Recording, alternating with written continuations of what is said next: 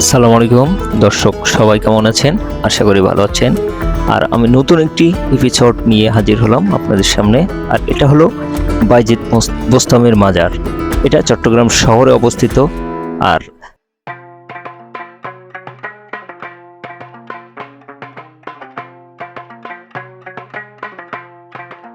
বাইজিদ বোস্তামের মাজার চট্টগ্রামের একটি বিখ্যাত মাজার শরীফ। বাইজিদ বোস্তামের পারস্যের বিখ্যাত সুফি, তিনি সুলতানুল আরেফিন নামেও পরিচিত ছিলেন। তিনি বোস্তামি শহরে জন্মগ্রহণ করেন। 1874 খ্রিস্টাব্দে তার মৃত্যু হয়। চট্টগ্রামের এই বিখ্যাত দরগার সঙ্গে তার নাম জড়িয়ে আছে। বাইজিদ বোস্তামের মাজার চট্টগ্রাম সেনানিবাসের কাছে নাসিরাবাদে একটি ছোট পাহাড়ে অবস্থিত। যদিও বাইজিদ বোস্তামের নাম অনুসারে এই মাজার, ইরানের বিখ্যাত সুফি বাইজিদ বোস্তামের এই অঞ্চলে আগমনের কোনো ঐতিহাসিক ভিত্তি খুঁজে পাওয়া যায় না। ধারণা করা হয় মুসলিম ফকির আউলিয়াগণ চট্টগ্রামে ইসলাম ধর্ম প্রচারের সময় সচরাচর জঙ্গল বেষ্টিত পাহাড়ের চূড়ায় অবস্থান স্থাপন করেন এবং মন্দির ও বিহারের অনুকরণে বাইজিদ বোস্তামি ও আব্দুল কাদের জিলানী রহমতুল্লাহের নামে মাজার শরীফ সমাধিক্ষেত্র নির্মাণ করতেন। সম্ভবত এভাবে তারা জীবিকা অর্জন এবং মানুষকে সংঘবদ্ধ করতেন। তবে এটি সর্বজনন স্বীকৃত যে বাইজিদ বোস্তামি চট্টগ্রামে মারা যাননি এবং চট্টগ্রামে তার নামে পরিচিত সমাধি হচ্ছে একটি জওয়াব বা আকৃতি সমাধিক্ষেত্র। মসজিদ এবং দিঘি নিয়ে দরগা কমপ্লেক্সটি গঠিত। দিঘিতে প্রচুর পরিমাণে কালো নরম শেলযুক্ত বোস্তামি কাছিম এবং গজার মাছ রয়েছে। বোস্তামির কাছিম আন্তর্জাতিকভাবে স্বীকৃত একটি অত্যন্ত বিরল এবং চরমভাবে বিপন্ন প্রায় প্রজাতি।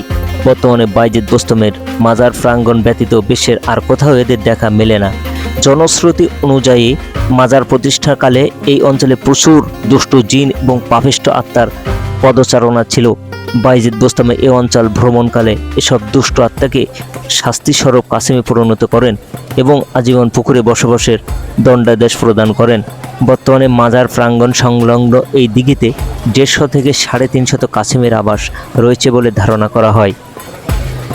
এই যে কাছিমগুলো বিভিন্ন লোকজন এদেরকে খেতে দেয় এবং এগুলো কিন্তু অনুসরণ করে। প্রজনন ঋতুতে মাজারের প্রধান পাহাড়ের পেছনে সংরক্ষিত জায়গাগুলিতে কাছিম ডিম পাড়ে। দরগার তত্ত্বাবধায়ক হিসেবে মাজার কমিটি দিঘির কাছিম রক্ষা করে থাকে। এই কাছিমগুলো দর্শনার্থীদের নিকট অতিরিক্ত আকর্ষণের বিষয়।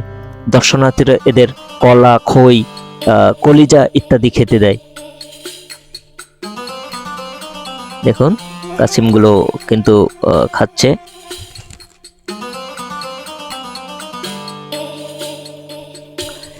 এই সমাধির অবয়ব সর্বপ্রথম 1831 সালে পাহাড়ের উপরিভাগে একটি দেয়াল ঘেরা আঙ্গিনার মাঝে আবিষ্কার করা হয়। আঙ্গিনার ঠিক মাঝামাঝি সমাধিটি স্থাপিত। পরবর্তীতে সমাধিস্থলটি আধুনিক কাঠামো দ্বারা প্রতিস্থাপিত হয়। সমাধি পাহাড়ের পাদদেশে একটি 3 গম্বুজ বিশিষ্ট মোগল রীতির আয়তাকার মসজিদও রয়েছে। স্থাপত্য শৈলী থেকে ধারণা করা হয় মোগল সম্রাট আওরঙ্গজেবের আমলে মসজিদটি নির্মিত। সমাধির সামনে সমতলে একটি বিশাল আকৃতির দিঘি আছে।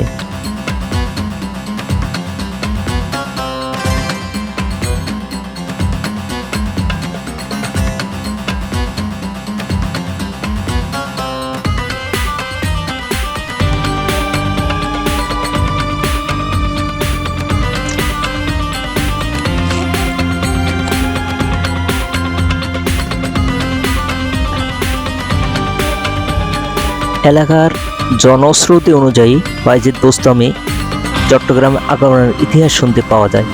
চট্টগ্রামে একটি সমুদ্র বন্দর এবং আরবরা তাদের বাণিজ্য জাহাজ নিয়ে 8 শতকের দিকে এই বন্দরে আসতো।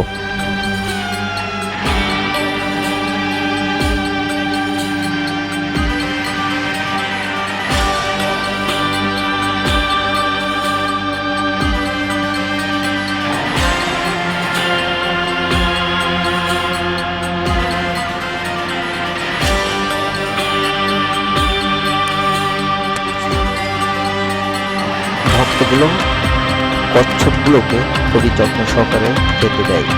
এদেরকে ডিম, কলা, খই, মুড়ি এবং কলিজার মতো জিনিসগুলো কিন্তু খাওয়ায়। আর এখানে কিছু পানকড়িরও দেখা পাওয়া যায়।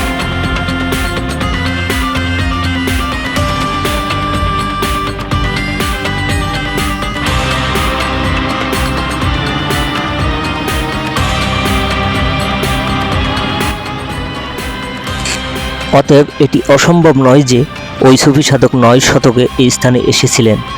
চট্টগ্রামের অবস্থানের পর প্রস্থানকালে ভক্তকুল তাকে থেকে যাওয়ার অনুরোধ করলে উনি তাদের ভালোবাসা ও ভক্তিতে মুগ্ধ হয়ে কনিষ্ঠ আঙ্গুল কেটে কয়েক ফোঁটা রক্ত মাটিতে পড়ে যেতে দেন এবং ওই স্থানে ওনার নামে মাজার গড়ে তোলবার কথা বলে যান। এই জনশ্রুতির সপক্ষে অষ্টাদশ শতাব্দীর চট্টগ্রামের কিছু কবিতা উল্লেখ করা হয়, যেখানে শাহ সুলতান নামক একজন মনীষীর নাম বর্ণিত আছে।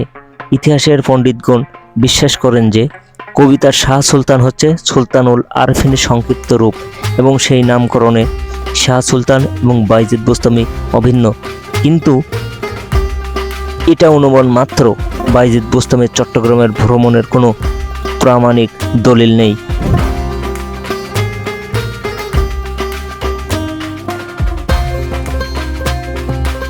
এই সিঁড়ি মূলত এই সিঁড়িটা বাইজিদ বোস্তামি মাজারের প্রধান সিঁড়ি এটা, আর এই সিঁড়ির দুই পাশে অসংখ্য কবর অবস্থিত। আর ওটার সময় একটা ছেলে দেখলাম সে তিলাওয়াত করছে, আর তিলাওয়াতটা খুবই সুন্দর ছিল।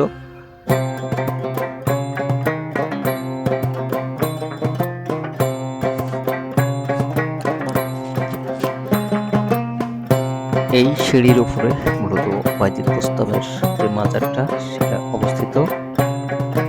চলুন দেখাই।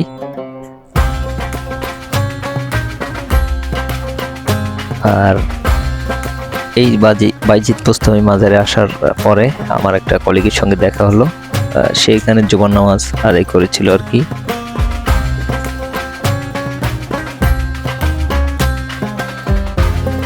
এটা মূলত বাইজিদ বোস্তামির যে মাজারটা নাসিরাবাদ পাহাড়ে অবস্থিত। এটা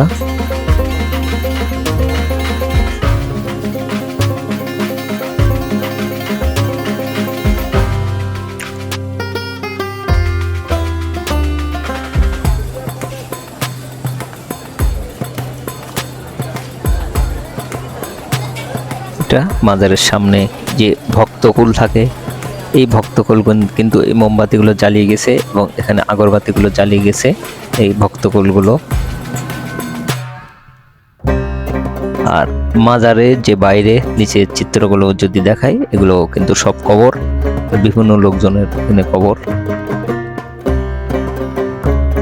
আর এই ব্যক্তিগুলো কিন্তু খাদেম মাজারের।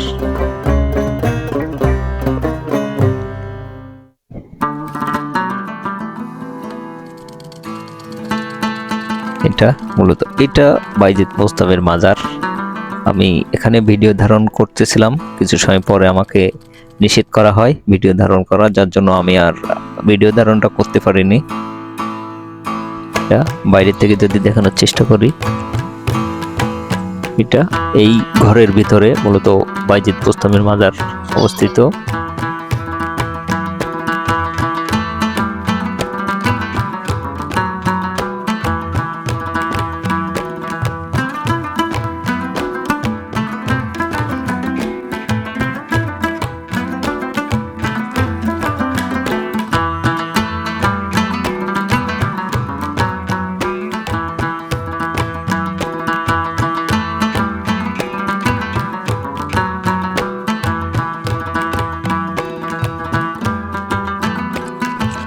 আর এই গাছটার দিকে যদি তাকাই তাহলে দেখেন অগণিত ভক্তকুল কিন্তু এই গাছে লাল সুতা বা রঙিন সুতা কিন্তু বেঁধে গেছে তাদের মনের আশা এবং বাসনা পূরণের জন্য। আসলে এটা কি গাছ আমি জানি না।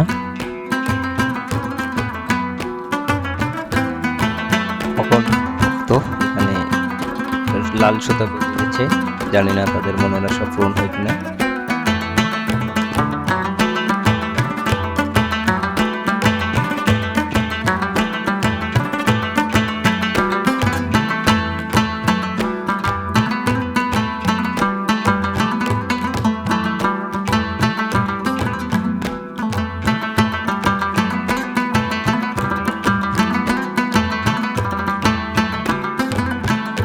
আর এখানে যে ব্যক্তিগুলো দেখতে পাচ্ছি এটা কিন্তু এই মাজারেই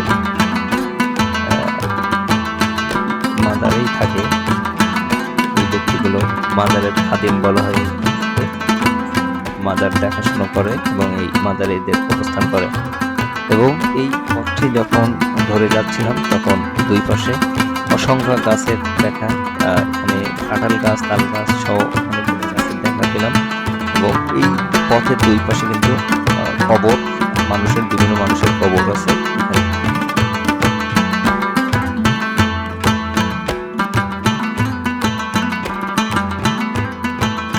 এই পথের শেষে যখন গেলাম তখন ঠিক শেষে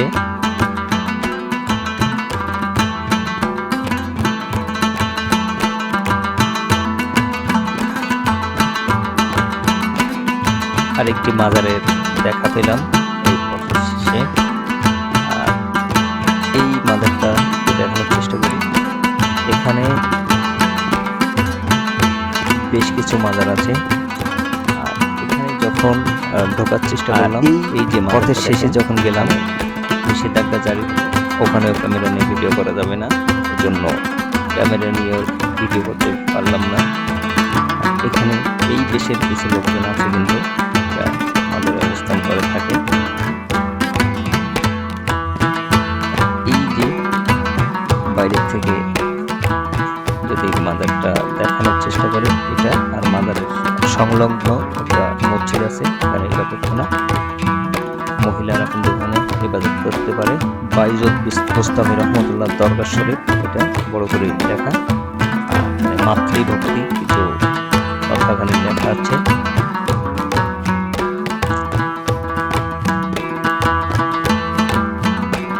মূলত এই ঘরটার ভিতরে বাইজিদ বোস্তামের মাজার অবস্থিত।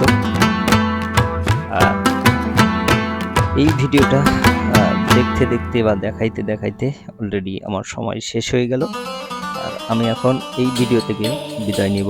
আর এটা আমাদের নামার সিঁড়ি। আর যে মসজিদটার কথা প্রথমে ঐতিহাসিকভাবে বলা হয়েছিল, সেই মসজিদ কিন্তু গম্বুজওয়ালা মসজিদ কিন্তু এখানে, এই সে মসজিদটা, যদিও এখন সংস্কার করে মসজিদটা বড় করা হচ্ছে, এটাই মূলত মসজিদ। এই ভিডিও থেকে আমি এখন বিদায় নিব। ভালো থাকবেন, সুস্থ থাকবেন। আর আমার চ্যানেলে যদি আপনি নতুন হয়ে থাকেন আর এই ভিডিওটা যদি আপনাদের দেখে ভালো লাগে তো অবশ্যই সাবস্ক্রাইব করে পাশে থাকবেন।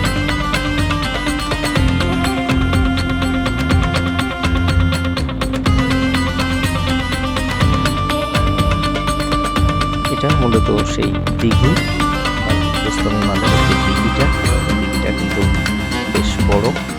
এটা দেখাচ্ছি, পুরো একটা দিঘি।